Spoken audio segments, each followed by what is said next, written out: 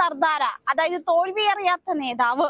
പക്വതയാർന്ന സമീപനങ്ങളിലൂടെ, നയപരമായ നീക്കങ്ങളിലൂടെ കോൺഗ്രസ് പാർട്ടിയെ നയിക്കുന്ന വ്യക്തിത്വം.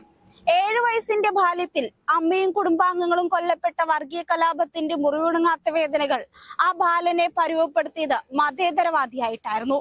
സഹപാഠികളുടെ ഉച്ചപ്പട്ടിണി മാറ്റാൻ ഇടപെട്ട വിദ്യാർത്ഥി നേതാവ്. ജാതിവാലികളും ജാതിക്കോമരങ്ങളും ഇന്നത്തേക്കാൾ കൂടുതൽ ഉറഞ്ഞുതുള്ളിയിരുന്ന കാലം. ദളിതനായതുകൊണ്ടാണോ വിജയങ്ങൾ നേടിയതെന്ന BJP ഉൾപ്പെടെയുള്ള എതിരാളികളുടെ ചോദ്യത്തിന് രോക്ഷത്തോടെ മറുപടി നൽകിയ പോരാളി.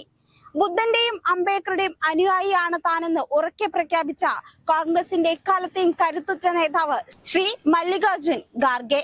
രാജ്യത്തെ BJPയുടെ വേരോട്ടത്തിന് പുറത്ത് ഭരണം തിരിച്ചുപിടിക്കാൻ ഒരുങ്ങുന്ന കോൺഗ്രസിന് മല്ലികാർജുൻ ഖാർഗെ എന്ന നേതാവ് വലിയൊരു മുതൽക്കൂട്ടാണ്. കോൺഗ്രസിന് മാത്രമല്ല, രാജ്യത്തിന്റെ സാമൂഹിക വികസനത്തിനും അദ്ദേഹം നൽകിയ സംഭാവനകൾ അത്രമേൽ വലുതാണ്. കർണാടകയിലെ കൽബുർഗി ജില്ലയിലെ കോളേജിൽ പഠിക്കുന്ന കാലത്താണ് വിദ്യാർത്ഥി രാഷ്ട്രീയത്തിലേക്കുള്ള കാൽവയ്പ്. പിന്നീട് 1969 ഇന്ത്യൻ നാഷണൽ കോൺഗ്രസിന്റെ ഭാഗമായി.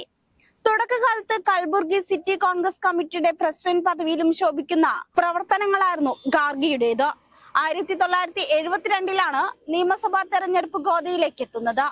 കർണാടക നിയമസഭാ തെരഞ്ഞെടുപ്പിൽ ഗുർമീഡിക്കൽ മണ്ഡലത്തിൽ നിന്ന് വിജയിച്ച ആദ്യമായി MLA എത്തുന്നു. അന്നു മുതൽ തുടർച്ചയായ 9 തവണ, അതായത് 2008 വരെ 36 വർഷം നിയമസഭയിലെ ശക്തമായ സാന്നിധ്യമായി ഖാർഗെ ഉണ്ടായിരുന്നു. ഈ വിജയങ്ങളാണ് തോൽവിയേറിയാത്ത നേതാവെന്ന വിശേഷണവും അദ്ദേഹത്തിന് ചാർത്തി നൽകിയത്. മുൻപ് നിസാമുകൾ ഭരിച്ചിരുന്ന പഴയ ഹൈദരാബാദ്, ഇന്നത്തെ കർണാടക മേഖലയിൽ ഉൾപ്പെടുന്ന വിദാർ ജില്ലയിലെ കാർഗിലാണ് അദ്ദേഹത്തിന്റെ കുടുംബത്തിന്റെ തായ്വേരുകൾ കിടക്കുന്നത്. 7 വയസ്സുള്ളപ്പോൾ ഉണ്ടായ വർഗീയ കലാപത്തിൽ അദ്ദേഹത്തിന്റെ അമ്മയും കുടുംബത്തിലെ നിരവധി ആളുകളും കൊല്ലപ്പെടുന്നു. ഇതോടെ നാടുവിട്ട് കലാപൂർ ജില്ലയിലേക്ക് കുടുംബം കുടിയേറപ്പെടുന്നു.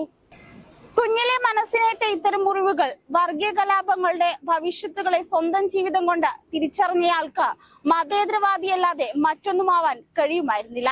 വിദ്യാർത്ഥി രാഷ്ട്രീയത്തിൽ സജീവമായിരുന്ന അദ്ദേഹം ഉപജീവനത്തിനായി ജോലി ചെയ്തിട്ടുമുണ്ട്. പഠനോപകരണങ്ങളും ഉച്ചഭക്ഷണവും ഇല്ലാതെ വലഞ്ഞ സഹപാഠികളുടെ കണ്ണീരിനും പരിഹാരം കണ്ടു. പ്രത്യേകം പദ്ധതികൾ രൂപീകരിച്ച് നടപ്പാക്കിയായിരുന്നു ആ മിടുക്ക് കാണിച്ചത്. നിയമബിരുദധാരിയായ ശേഷം ജസ്റ്റിസ് ശിവരാജ് പാട്ടീലിന്റെ കീഴിൽ അഭിഭാഷകനായി കരിയർ തുടങ്ങുന്നു. ദളിത് കുടുംബത്തിൽ നിന്ന് വന്നതുകൊണ്ട് തന്നെ അടിച്ചമർത്തപ്പെടുന്നവരുടെയും ദാരിദ്ര്യത്തിൽ വേദനിക്കുന്നവരുടെയും വേദനയെ കുറിച്ച് വ്യക്തമായ ധാരണ ഖാർഗെക്കുണ്ടായിരുന്നു. അതുകൊണ്ട് തന്നെ തൊഴിലാളികളുടെ പ്രശ്നങ്ങളിൽ കൂടുതലായി ഇടപെടുകയും അത്തരം കേസുകളിൽ വാദിച്ചു ജയിക്കുകയും ചെയ്തിരുന്നു.